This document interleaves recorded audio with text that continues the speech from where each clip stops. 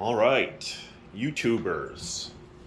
It's been a hot minute since I've made a video about the 80.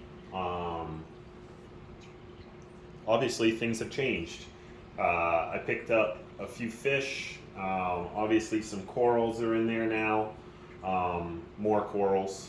But so I picked up a purple tang, Tamini bristletooth, and I also picked up a new mate for the white princess over there because her mate jumped out of the tank after like being in here for 2 weeks.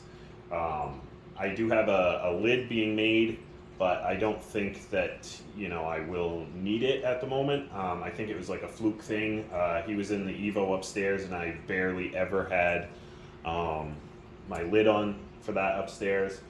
But today we actually did a breakdown of my buddy 207 Nano Reefing. He's on YouTube, he's on Insta, TikTok.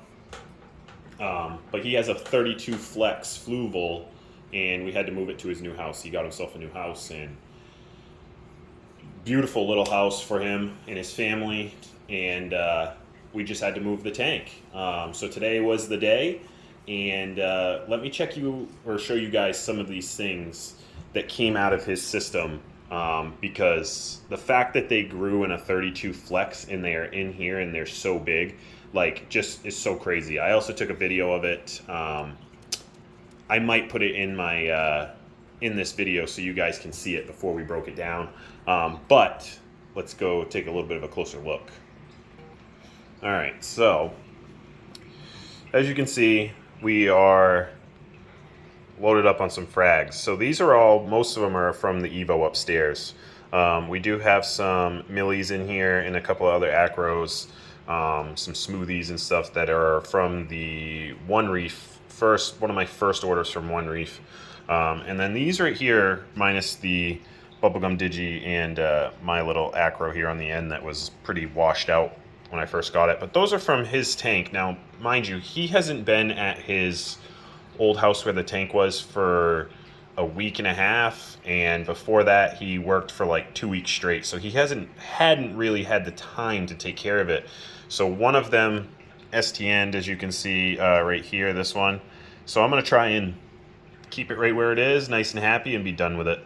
But I figured I would house some of his corals for him, because when we were moving his tank, again, he's had massive success growing pretty much anything in there, when he has the time to keep up on it. And even when he does have the time to keep up on it, he still has very good success. But like, look at this candy cane colony, okay? This was in the Evo. Not Evo, in his 32 flex, sorry. That Duncan was in there.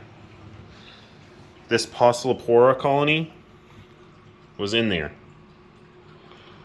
It's the size of my hand, easily the size of my hand. Just amazing, like so crazy. And he, mind you, he will tell you he really has no clue what's going on. I help him out quite a bit when he asks questions, and I explain to him what's going on, and he just does exactly what I say. And, like I said, he's not always there to take care of the tank, but now, being that it's at his new house, he'll be able to. So, if you guys are here from the channel, like some OGs, you've seen this way back in the day. So that is actually my jawbreaker mushroom that I had given to 207 because I had like 6 of them.